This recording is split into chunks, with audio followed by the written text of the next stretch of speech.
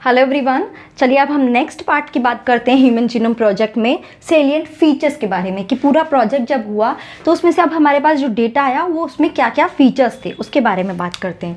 तो फर्स्ट, उस डेटाबेस में करीब 3.1647 बिलियन बेस पेयर्स हमारे पास मिले। ठीक है, next is what, total gene कितने आइडेंटिफाइड, 21,000 प्रोटीन ऐसे जीन थे जो प्रोटीन कोडिंग जीन थे। 9,000 वर नॉन कोडिंग जीन, क्योंकि हमने किस अप्रोच को प्रेफर किया, जीन एनोटेशन को प्रेफर किया, और उसमें क्या था, कोडिंग नॉन कोडिंग दोनों जीन्स को आइडेंटिफाई करना था। And 21,000 were pseudo genes identified. Now size of the genome is unconnected with the complexity of body organisation. क्या मतलब इसका, हम सोचते हैं कि जितना बड़ा जीनोमिक साइज होगा उतना ही बड़ा उसका बॉडी ऑर्गेनाइजेशन होगा, उतना ही कॉम्प्लेक्सिटी होगी, बट दिस वाज प्रूव कि ऐसा नहीं है। कैसे, क्योंकि लिली जो है उसमें जो ह्यूमन का डीएनए है उससे वो 18 टाइम ज़्यादा बड़ा था उसका डीएनए जीनोम। ठीक है, 80 time more DNA than the human DNA genome. Still वो क्या कर रहा था, लेस प्रोटीन प्रोड्यूस कर रहा था, लेस प्रोटीन कोड कर रहा था। तो दिस इज नॉट ट्रू कि जितना बड़ा जीनोम होगा उतना ही उसकी बॉडी ऑर्गेनाइजेशन कॉम्प्लेक्स होगा। Okay, next is what, it function, उस मतलब जितना भी जीएनए आइडेंटिफाई हुआ उसमें से सिर्फ 50% जीन का ही फंक्शन हमें पता था, 50% जीन का function it was unknown. Next is 2% of genome was having, जितना भी जीनोम आइडेंटिफाई हुआ उसमें से ओनली 2% जीनोम ही था जिसकी क्या थी, कोडिंग इंफॉर्मेशन थी, मतलब वो क्या करता था, प्रोटीन कोड करता था। Besides of it rest was not coding. Next is what, एक और चीज़ इसमें हमें मिली, that was the repetitive sequence. ठीक है, कुछ जगह रिपीटेटिव सीक्वेंस मिली जिसको नाम दिया गया सैटेलाइट डीएनए, जो मोस्टली कहाँ प्रेजेंट होता है, एक क्रोमोसोम के क्या करते हैं, या तो एंड पार्ट्स पे या फिर उसके सेंट्रोमियर पार्ट में प्रेजेंट होता है, जिसको हम बोलते हैं सैटेलाइट डीएनए। ये सैटेलाइट डीएनए भी 3 तरह के थे। One was the moderate repeated, मतलब कि इनका बेस पेयर का साइज कितना था, around 150 to 300 base pair size was there, and they were containing the transposon as well as ALU elements. एक तो इस तरह का सैटेलाइट था रिपीट।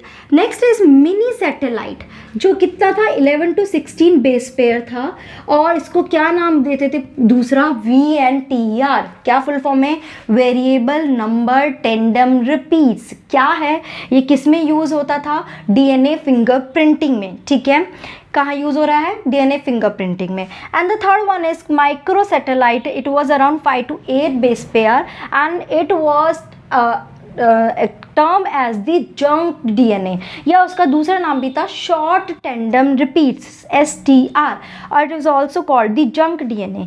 क्या था ये जो सैटेलाइट डीएनए था, दे वर नॉन कोडिंग। ठीक है, ये कोई प्रोटीन कोड नहीं कर रहे थे, they were not coding any information, फिर भी इनका यूज़ होता था। क्यों, क्योंकि ये ही डीएनए की स्ट्रक्चर, उनकी डायनामिक, उनकी पॉलीमॉर्फिज्म की, उसके स्ट्रक्चर में कितना डिफरेंस है डीएनए की हर इंडिविजुअल के, और कैसे इवोल्यूशन हुआ, वो सब सैटेलाइट डीएनए के बेस पे ही पता चलता था। ठीक है, क्या पता चलता था, I am repeating again, DNA structure, dynamic, and the evolution of DNA was also confirm with the help of this satellite DNA. इसलिए ये इंपॉर्टेंट था, जबकि ये कोई कोड नहीं कर रहा है प्रोटीन। ठीक है, 99.9% डीएनए, जब पूरा ह्यूमन डीएनए जीनोम सीक्वेंस किया गया तो ये पाया गया कि सारे इंडिविजुअल, मतलब मैं या कोई दूसरा पर्सन है, 99.9% हम सब सेम है। ह्यूमन जीनोम जो है सीक्वेंस सबका सेम है, only 0.1% sequence is differ from one individual to another individual, और वो क्या था, ये सैटेलाइट डीएनए ही इस 0.1% सीक्वेंस में आती थी, जिसकी वजह से ही एक इंडिविजुअल दूसरे इंडिविजुअल से डिफरेंशिएट कर सकते थे। ओके, चलिए अब नेक्स्ट फीचर देखते हैं इसका। नेक्स्ट पॉइंट था कि डीएनए का जो लेंथ है, डीएनए पूरे ह्यूमन जीनोम में जितने भी जीन्स आइडेंटिफाई किए, जरूरी नहीं था कि सारे जीन्स का जो लेंथ था वो सेम था। लेंथ जो जीन का था वो वेरी कर रहा था, जैसे कि फॉर एग्जांपल इंसुलिन का जो जीन था it was around 10 kilo base pair long. ठीक है, कितना था, 10 किलो बेस पेयर लॉन्ग था, जबकि लॉन्गेस्ट जीन कौन सा था, Duquesne muscular dystrophy, which was present on X chromosome. ध्यान रखना है, ये कुछ डेटाज हैं जो हमें ध्यान रखने पड़ेंगे। It was present on x chromosome and it was around 24,000 kilo base pair long. ठीक है। स्मॉलेस्ट कौन सा जीन है, that was the transfer RNA, जिसमें सिर्फ 76 न्यूक्लियोटाइड ही प्रेजेंट थे। and SRY gene which was present on the Y chromosome and it is around 5 kilo base pair long। ठीक है, तो इसलिए इससे इस डेटा से पता चल रहा है कि सारे जीन का लेंथ सेम नहीं था, they vary. Okay, next is what, Y chromosome जो था इसमें कितने जीन थे, 231, सबसे कम जीन Y क्रोमोसोम पे थे और सबसे ज़्यादा जीन क्रोमोसोम 1 पे थे जो कितने थे, 2968 जीन। इसलिए क्या हुआ, जब ह्यूमन जीनोम प्रोजेक्ट 1990 में स्टार्ट हुआ, it was estimated to be completed in 13 year, यानी कि 2003 में it should be completed. But क्या था, क्रोमोसोम नंबर 1 जो था उसमें इतने ज़्यादा जीन्स थे कि it was extended, this project was extended till the May 2006। सबसे लास्ट में क्रोमोसोम नंबर 1 के जीन्स आइडेंटिफाई किए and it was identify till May 2006। तो ये 3 ईयर्स और एक्सटेंड हो गया दिस प्रोजेक्ट। ना one more last point, 1.4 million DNA sequence क्या है, सिंगल बेस पेयर डिफरेंस मिला उनमें। यानी कि अगर सारे इंडिविजुअल देखें, इंडिविजुअल 1 2 3 4, सपोज कोई सीक्वेंस है इसमें GATACTAG,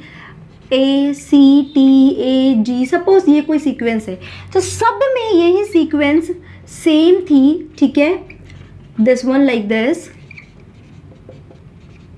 okay,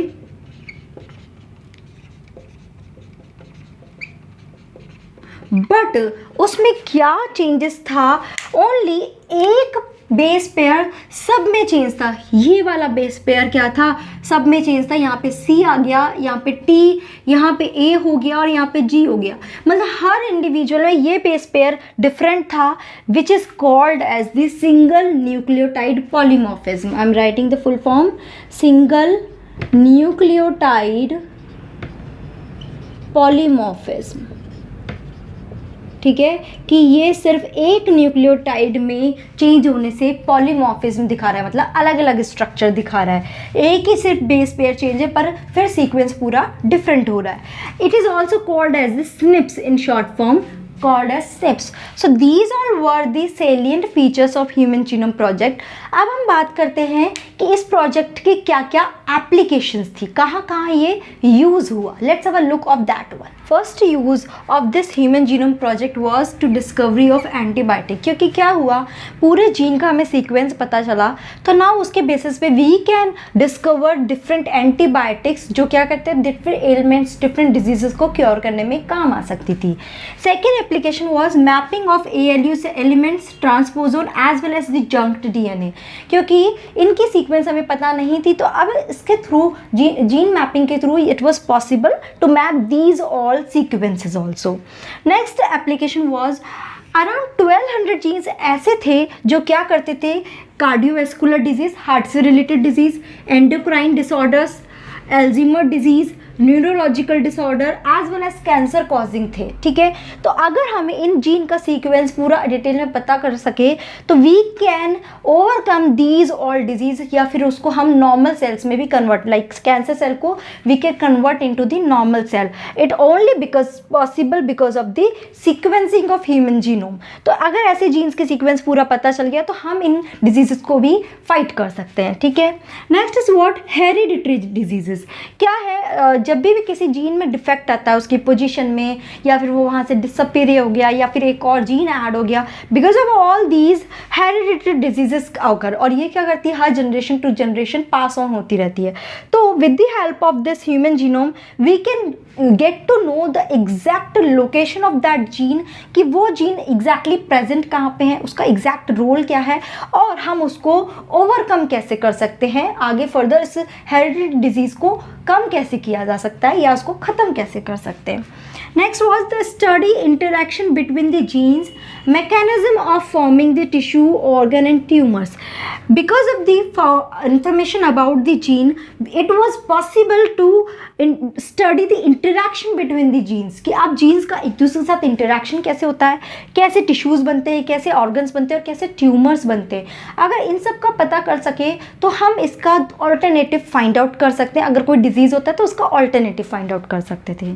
Next, the last one is healthier and longer living life. Because Human Genome Project की वजह से we were able to find out और discover the antibiotics. हम बहुत सारे drugs formation कर सकते थे for particular genes, तो उससे we can have a healthy and longer living life. ठीक है, so ये सब क्या थे, मेन एप्लीकेशन थे ह्यूमन जीनोम प्रोजेक्ट के, और काफ़ी हद तक it was fulfilled also, or nowadays so many research still are going for various diseases. So this is all about Human Genome Project. ठीक है, I hope this whole project is clear to all of you in point wise. Thank you so much guys for watching this video. Thanks a lot.